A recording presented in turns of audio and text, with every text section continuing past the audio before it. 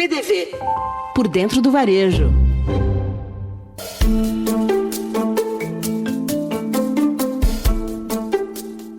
Olá, eu sou Gustavo Carrera e esse é o PDV. Copa do Mundo, eleições e uma enxurrada de feriados prolongados. 2026 não é um ano para amadores no varejo, não. A pergunta que fica é: como esses eventos impactam o bolso do consumidor e, consequentemente, os resultados dos varejistas? Uma pesquisa inédita da Neogrid, com a Opinion Box, acendeu o alerta. O cliente está mais rigoroso, caçador de custo-benefício e, acima de tudo, sem nenhuma paciência com prateleira vazia. A ruptura é um dos erros que não vai perdoar a sua margem. Quem conta isso pra gente em detalhes é a Cristiane Cruz Citrângulo, diretora executiva de Supply Chain e Execução do Varejo da Neogrid. Bora pra conversa! Cristiane, é um prazer ter você aqui no PDV, especialmente para falar de um tema tão caro para o varejista, que é o calendário. Seja muito bem-vindo ao PDV.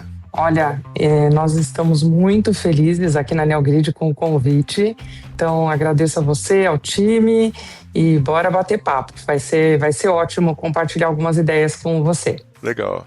Cristiane, a pesquisa que foi publicada pela Neogrid traz um ponto bastante interessante sobre 2026. Que não é só um ano, mais um ano para o varejo, né? Um ano marcado por uma série de eventos que, de certa maneira, torna bastante atípico, né? O que o calendário de 2026 traz de tão diferente para o varejista? E já emendando outra pergunta, o que motivou vocês a estudarem esse impacto do calendário no comportamento do consumidor? Bom, a Neogrid é uma empresa de tecnologia que atende tanto o varejo quanto a indústria e a gente tem muitos dados e a nossa essência é usar esses dados a favor do consumo. Nós temos como core do nosso negócio facilitar o abastecimento, evitando faltas de produtos na ponta ou excessos de produtos nos varejistas, o que pode ocasionar uma perda de receita, perda de produto, desperdício. Então, esse é o core do nosso negócio. Então, entender o negócio dos nossos clientes e saber o que vai acontecer é muito importante para que nós nos adequemos a essa expectativa de demanda e para que a gente possa colaborar ainda mais através das nossas soluções. E aí, sobre 2026... a gente ficou muito na expectativa de entender a perspectiva do consumidor, porque tende a ser um ano um pouco atípico, né? Com a Copa do Mundo, com as eleições e com uma quantidade de feriados muito acima da média. Então, hoje em dia, a Neogrid tem feito muitas pesquisas em parceria com a Opinion Box. E uma delas é essa que a gente fez agora, estamos divulgando os resultados e eu acho que é sobre isso que a gente pode falar um pouquinho aqui hoje. Dessa pesquisa, que tipo de dado ou resultado te surpreendeu mais, né? Ou seja, na sua visão, quais são os destaques que o varejista precisa ter no radar agora em 2026 para não perder dinheiro? Geralmente, o varejo, assim, de acordo até com a minha experiência, né? Eu trabalhei 4 anos no Carrefour, 6 anos no GPA, tanto nas áreas comercial, de operações, de marketing. O varejo ele se prepara muito para períodos sazonais e geralmente esses períodos sazonais, até criados, né, pelos varejos, como a Black Friday, o Dia das Mães, se a gente vai na literatura mais antiga, o varejo tem participação na criação desses eventos, eles trazem uma venda adicional e geralmente você se planeja com muita antecedência. E se baseia em dados de anos anteriores da economia para saber exatamente o que esperar. Quando você vem para uma Copa do Mundo ou para uma eleição, as perspectivas elas são diferentes porque não são comuns. Então, isso exige um pouco mais de planejamento e o que a gente viu nessa pesquisa é que existe sim uma tendência de comprar a mais. Só que, por outro lado, o consumidor ele está um pouco mais rigoroso. Então, é importante planejar muito bem e realmente transformar essa oportunidade de muitos feriados prolongados e sazonalidades micro que não acontecem anualmente para fazer uma melhor conversão, para vender mais, com mais margem, né? É importante capturar esse movimento para ganhar dinheiro. A gente sempre associa ano de Copa do Mundo para venda de televisão e bebida, né? E esse ano o horário dos jogos é um pouco diferente, né? Isso foi capturado de alguma forma pela pesquisa? A gente não olhou especificamente por esse recorte, porque nem todos sabem, né? E talvez a primeira fase seja até mais fácil ver, que os jogos serão um pouco mais à noite. Mas como a gente não sabe ao certo, né, quais serão os jogos e os horários das próximas fases, a gente não focou muito nisso, né? A gente, na realidade, viu que os números ajudam a tangibilizar que 3 em cada 4 brasileiros, né, pretendem cortar custos, estão mais sensíveis a preço, mas isso não necessariamente significa que eles querem procurar o mais barato, significa que eles querem buscar o melhor custo-benefício. E isso sim a gente capturou bastante.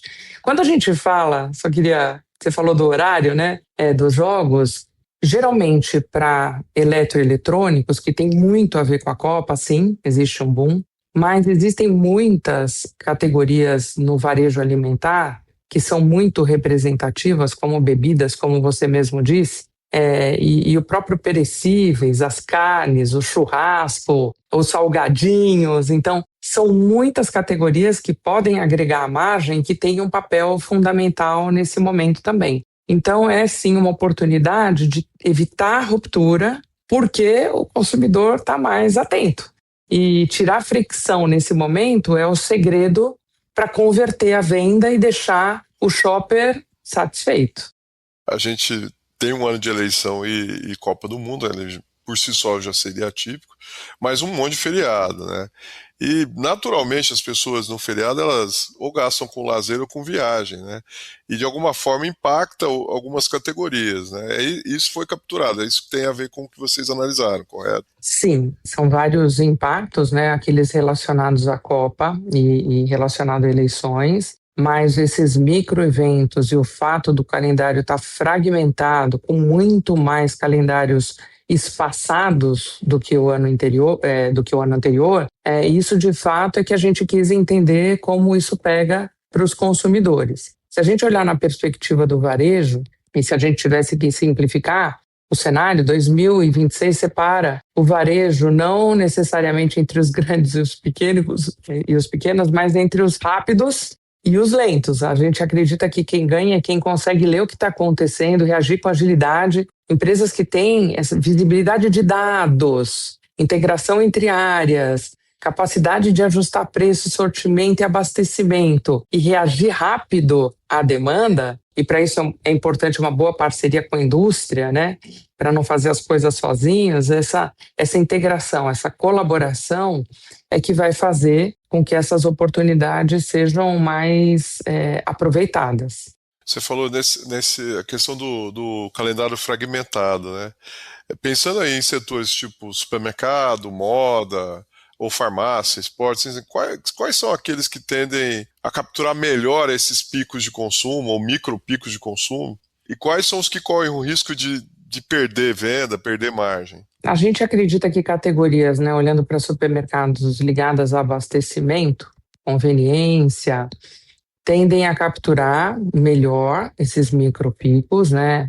As viagens, o planejamento antecipado, supermercados, alimentos, bebidas e itens de consumo rápidos também se beneficiam desse movimento, e categorias ligadas a lazer, viagens, experiências também revelam uma grande variação positiva quando isso acontece. Tem uma questão que a gente não pesquisou nesse levantamento de dados com Opinion Box, mas que é importante destacar também: se beneficiam muito os varejistas que têm lojas localizadas no litoral, por exemplo.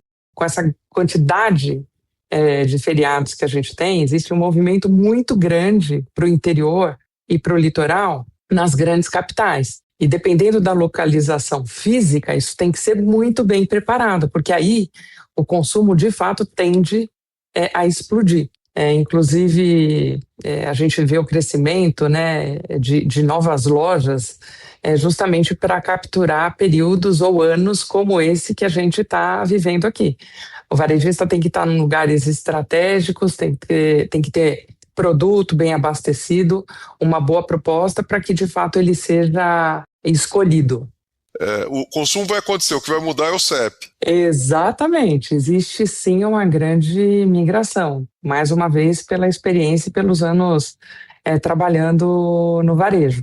E isso requer planejamento antecipado, porque se você não sabe exatamente quais as categorias que vão explodir, se você não tem dados de eventos anteriores para darem um norte, e se você não impulsiona a demanda através de um planejamento antecipado, seja em categorias específicas em todo o Brasil, ou em lojas específicas, em função da migração da demanda, perde-se muita oportunidade. E é isso que a gente deve evitar. Esses dados que você diz é exatamente para fazer esse balanceamento, ou seja, colocar mais produtos naquelas que vão estar recebendo essa população, e não necessariamente tirar o pé das outras, né? Vamos pensar assim. Exatamente. Com certeza, o varejo analisa muitos dados, né?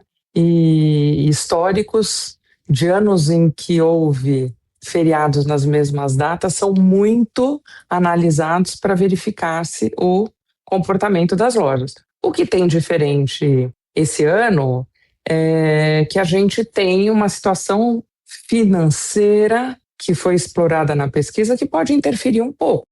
Então, o endividamento ainda é um fator relevante, mais da metade dos consumidores atualmente, de acordo com o que a gente viu na pesquisa, tem dívidas. Por outro lado, há uma organização. 39% dos que têm dívidas já tem plano estruturado para pagamento, 22% tem reservas financeiras, né, para planejar o pagamento. Então, a gente está vivendo um ano atípico. Tem a questão do feriado. Na Copa do Mundo, por exemplo, a gente fez algumas pesquisas, 64% dos consumidores pretendem acompanhar os jogos da seleção, com o aumento de demanda já esperado, né? Querem consumir mais alimentos e bebidas, roupas e itens temáticos, a gente não tinha falado ainda, mas quem é que não está querendo comprar associados, né? Produtos esportivos associados, né? Camisa do Brasil, camisa bandeira, nova do Brasil, bandeira exatamente, e viagens também aí em função do feriado. E só para complementar, sem me alongar muito, ao mesmo tempo também tem impacto negativo na renda, né?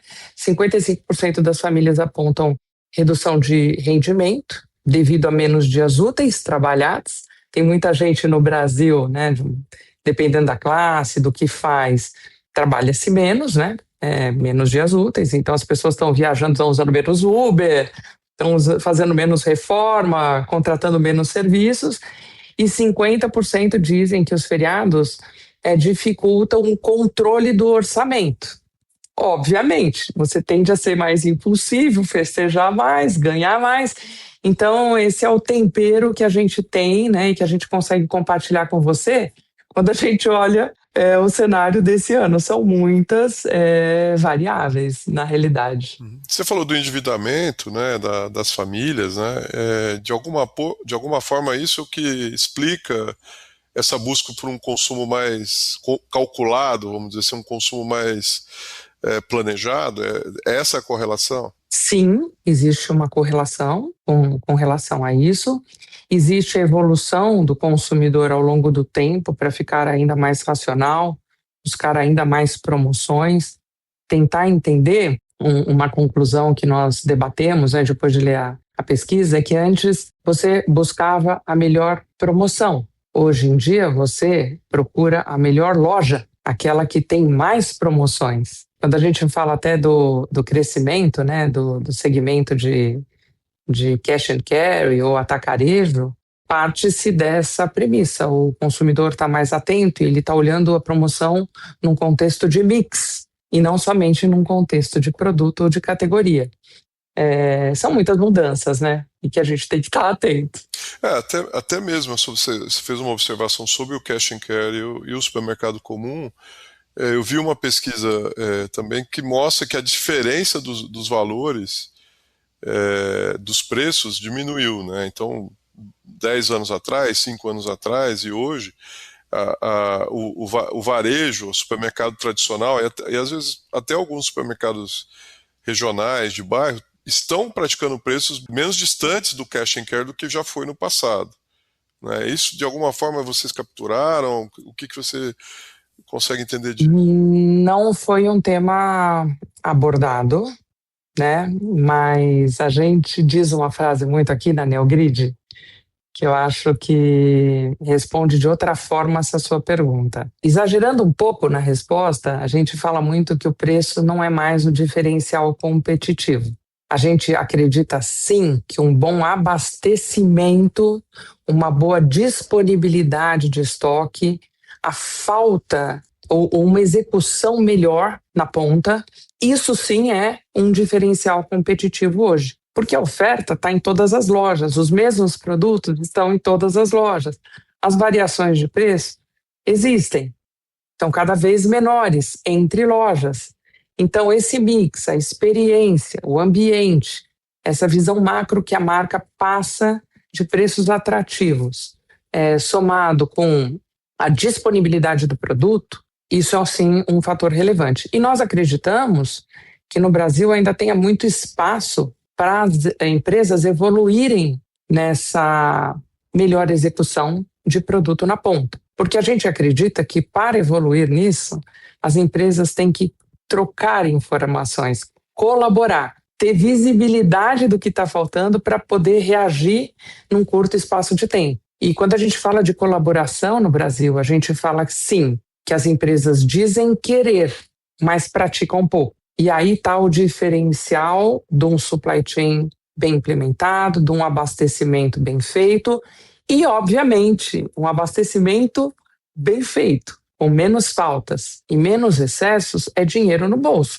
é caixa na operação do varejo. E é aí que a gente entra para ajudar. Legal. Eu queria voltar aqui a um dado da pesquisa que diz respeito na lista que vocês, da pesquisa de vocês, diz que o topo da lista aqui com 69% está diminuir as compras por impulso, né?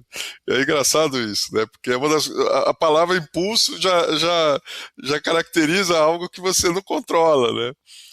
Essa questão de diminuir a compra por impulso, né, como apareceu no topo. Você acha que é possível realmente trabalhar isso daí? Olha, eu acredito que o varejo vai lutar muito contra isso. Porque o que mais o varejista quer é isso, né?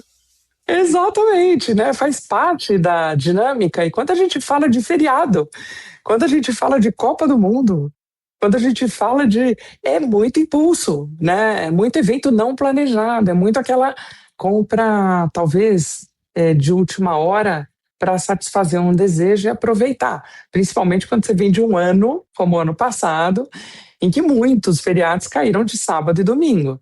Então, eu acho que é difícil isso acontecer, mas quando questionados, ele vai falar o quê? Na realidade, ele tem que estabelecer estratégias e estar mais atento. Isso eu não tenho dúvida, porque o dinheiro está mais contado, ele está mais endividado. Talvez ele pense um pouco mais e aí entra o diferencial dos programas de fidelidade, de uma comunicação bem feita, de um planejamento de marketing que acesse o consumidor de maneira talvez personalizada. A gente sabe que os programas de relacionamento aumentaram muito, né, no Brasil, e isso pode sim fazer diferença, né, de vir aquela oferta, levar o consumidor para a loja, e o fato dele escolher aquela loja já faz com que o impulso, quando acontecer, e se acontecer, que aconteça no lugar certo. Então, vai ter uma disputa entre os varejistas para conquistar esse consumidor. É interessante você citar essa questão do cashback, ou da fidelidade, dos programas enfim, genericamente pode colocar no guarda-chuva de CRM, né? E ele não apareceu na pesquisa, talvez não com esse nome, né? Tipo, escolher comprar, ou a fidelidade não é declarada, né? Tentar comprar sempre do mesmo para ter uma vantagem crescente ou ter um cashback, né? Parece que isso ainda não é incorporado ali na mente pelo menos na pesquisa não aponta isso, né? Olha, apesar da gente não ter falado disso agora, antes eram poucos os programas de fidelidade, né? E a pessoa lembrava, as pessoas tinham medo de divulgar meus dados, como vão usar. É verdade. Hoje são inúmeros os programas em várias lojas, de vários segmentos, em vários bancos, no varejo, nos shoppings. Então, eu acho que entende-se isso como promoção. E aí sim a gente trouxe esse ponto da promoção para a pesquisa, porque de alguma forma você está tendo ali uma oportunidade de contar mais barato e direcionar a sua escolha. Então, acho que é isso que a gente acredita que os consumidores estejam fazendo, traduzindo isso para um custo-benefício ou como uma vantagem que o impulsione a comprar mais. Mais cedo no nosso papo você comentou sobre a integração da indústria com... E você trabalhou do outro lado do balcão, né? Você trabalhou dos dois lados do balcão, né? Agora você está num terceiro balcão, que é na empresa de tecnologia, né? Exato. E você fala muito da questão da integração. Hoje um dos assuntos, JBP, enfim, tem vários assuntos que estão em voga relacionados a isso, né? De quebrar algumas barreiras entre indústria e varejo. Aí tirando um pouco o chapéu da pesquisa, mas falando um pouquinho da tua experiência. Como que você avalia a atual situação do mercado, né, dessa relação entre indústria e varejo, o que ainda dá para avançar? Eu trabalhei, de fato, 10 anos no varejo, né, entre Carrefour e GPA, em áreas diversas, como a gente conversou aqui. E trabalhei 20 anos na Unilever, mais 5 anos na Nestlé, então bastante tempo dos dois lados da mesa, como você acabou de dizer. E eu vejo muita evolução. Primeiro, as empresas estão muito mais abertas individualmente para a tecnologia, para IA, para dados. Nós saímos da era do selim, estamos na era do sellout, dos dados, das informações. Então, esse é um primeiro ponto. Quando você faz isso na sua empresa e não divide isso na colaboração entre a sua empresa e os seus interlocutores, por exemplo, o varejo, o ganho é menor. Então, eu acredito que as empresas individualmente estão evoluindo. Quando a gente olha para a conexão entre elas, tem muito espaço para crescer. Então, individualmente está bem, colaborativamente, um pouco pior. A gente fala aqui muito na Neogrid que a tecnologia existe. Então, primeiro, você precisa estar atento a ela. Muitas vezes as empresas estão tão focadas no seu presente, nos seus problemas, nas suas metas, que elas deixam de olhar para o futuro. E a gente, como empresa de tecnologia, a gente acredita que olhar para o futuro e usar a tecnologia é muito importante. E aí vem um terceiro ponto, que é, não basta a tecnologia, a gente fala que a gente tem que mudar as regras de negócio. Então, a partir do momento que eu tenho a tecnologia, eu tenho que fazer um plano em conjunto, um JBP. E na Neogrid, a gente fala também que o JBP, de quanto eu quero crescer, quanto eu quero vender mais, quantos encartes, quantos pontos extras, qual é o meu plano de trade, isso só funciona se o seu JSP, que é o seu Joint Supply Plan, estiver bem acordado. Porque se não estiver, e o índice de ruptura, que no Brasil chega a mais de 10%, estiver em voga naquela negociação, o sellout não vai acontecer na plenitude. Então, eu acho que a gente está nesse caminho, sim, de estarmos muito mais planejados, atentos e evoluídos individualmente, mas ainda falta crescer na colaboração. Converso com varejistas, bastante varejistas, né, diariamente, e a gente conversa também com os fornecedores de tecnologia, né?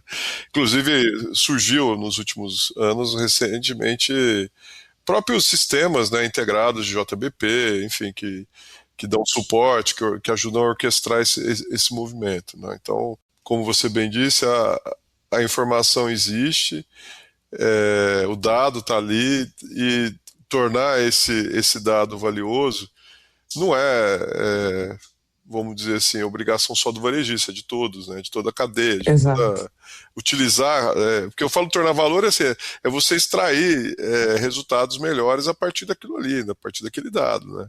Senão vira muito mais uma questão de vaidade ou de curiosidade do que propriamente aplicação, né? Exatamente. É isso que a gente fala e tem praticado, né? E tem evoluído. Que bom. Cristiana, a gente está chegando já no nosso final, estamos caminhando para o final, e a gente tem uma pergunta clássica aqui do PDV, e a pergunta é: o que o varejo ensinou a Cristiane esse triângulo? Nossa, o varejo me ensinou muito. Primeiro, que a gente tem que ser muito ágil e muito versátil. Porque quando uma venda no varejo não acontece no sábado e você tem uma meta para entregar, você tem que se desdobrar num plano para que no outro sábado você recupere aquela venda e você venda muito mais. E a indústria me trouxe muito planejamento, vamos dizer de maneira exagerada, o médio prazo, e o varejo traz muito aquela questão de curtíssimo.